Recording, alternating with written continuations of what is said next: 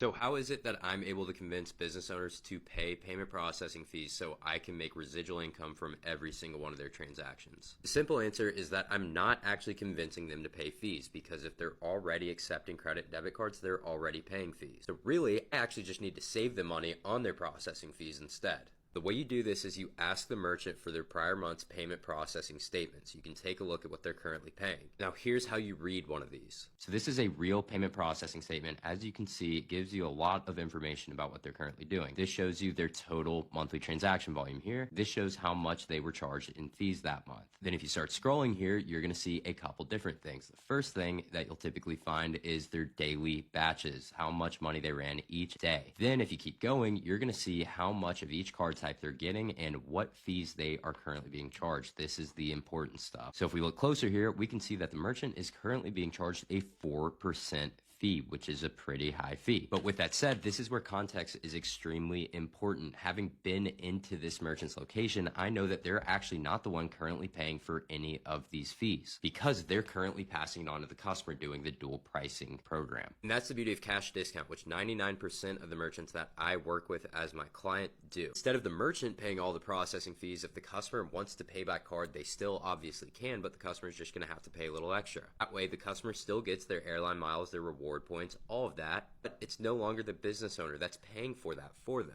At the end of the day, it doesn't make a whole lot of sense for the business owner to be funding their customers' vacation airline miles anyways. And that, my friends, is how you are able to eliminate a merchant's payment processing fees completely. And who wouldn't sign up for that?